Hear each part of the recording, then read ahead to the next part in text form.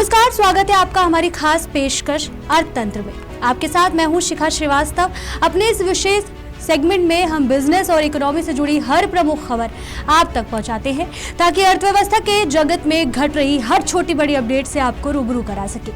तो चलिए बिना किसी देरी के शुरू करते हैं अर्थतंत्र।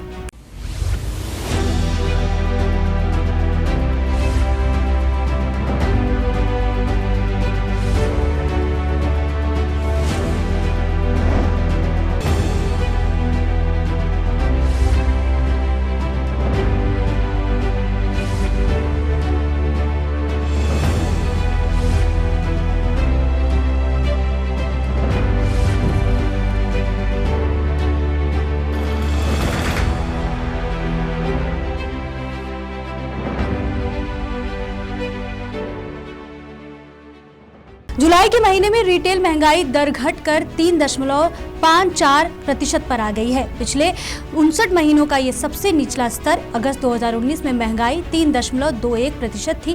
वहीं जून महीने में महंगाई 5.08% रही थी। महंगाई में आई इस कमी के पीछे की वजह खाने पीने की चीजों के दाम घटना है। यह आंकड़े अब आरबीआई के 2 से 4% के टारगेट के अंदर है। अनाज, फल, सब्जी, दाल, मसालों के दाम घटने से खाद्य महंगाई दर 9.36% से घटकर 5.42% हो गई है। सीधा संबंध परचेजिंग पावर से है। उदाहरण के लिए अगर महंगाई दर 6% है तो कमाए गए 100 रुपए का मूल्य सिर्फ 54 रुपए होगा।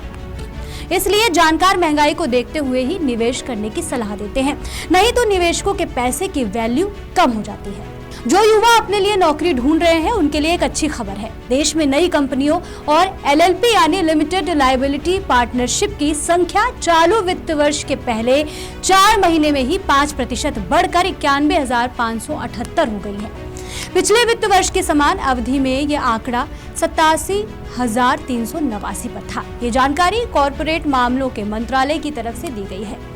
जानकारों का कहना है कि चालू वित्त वर्ष में कंपनियों की संख्या में हुई ये बढ़ोतरी देश में कारोबारी माहौल में आ रहे सुधार को दर्शाती है। उनका ये कहना है कि नई कंपनियों की संख्या में इजाफा होने से रोजगार के अवसर बढ़ेंगे। ये युवाओं के लिए नौकरियों के और मौके उपलब्ध कराएंगे। पिछले महीने आए केंद्र सरकार के बजट में वित्त मंत्री की ओर से एमएसएमई सेक्टर को कई रियायत और सुविधाओं की घोषणा की गई है। सरकार की इस पहल का लक्ष्य 50 लाख लोगों को अतिरिक्त रोजगार के अवसर उपलब्ध कराना है। बांग्लादेश के सियासी संकट का असर देश की अर्थव्यवस्था पर भी पड़ता हुआ दिख रहा है। अमेरिका की प्रतिष्ठित रेटिंग एजेंसी मूडीज ने आशंका जताई है कि अब बांग्लादेश की इकोनॉमी लुढ़क कर वापस कोरोना महामारी वाले दौर में जा सकती है। तनाव के चलते बांग्लादेश में लगे कर्फ्यू से देश की अर्थव्यवस्था को गंभीर नुकसान पहुंचने का अंदेशा है। मूडीज ने अपनी रिपोर्ट में कहा है कि बांग्लादेश मौजूदा संघर्ष शुरू होने से पहले ही आर्थिक मोर्चे पर कई चुनौतियों से जूझ रहा है, जैसे वैश्विक स्तर पर सुस्त डिमांड और कड़ी प्रतिस्पर्धा। अब मौजूदा हिंसा ने व्यापार के ठप होने का खतरा भी बढ़ा दिया है। अगर इससे जल्द निपटा नहीं गया तो आर्थिक हालात काफी ज्यादा बिगड़ सकते हैं। बीमा कंपनी एलआईसी ने हाल ही में एलआईसी युवा क्रेडिट लाइफ डिजी क्रेडिट लाइफ प्लान लॉन्च किया है। ये प्लान उन लोगों के लिए है जिन्होंने या तो कोई लोन ले रखा है या लेने के बारे में सोच रहे हैं। ये प्लान पॉलिसी होल्डर की मृत्यु हो जाने पर लोन चुकाने की चिंता दूर करता है। इसे ऑनलाइन और ऑफलाइन दोनों तरह से खरीदा जा सकता है और ये पूरी तरह non par non link life individual pure risk plan है।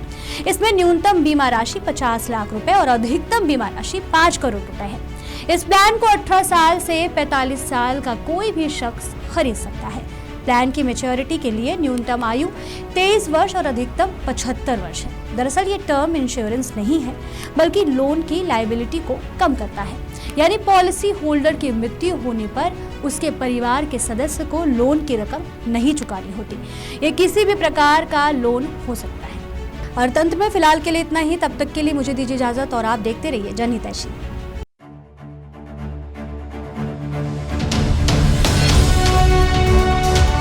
जनहितैषी, टीआरपी नहीं भरोसा आपका।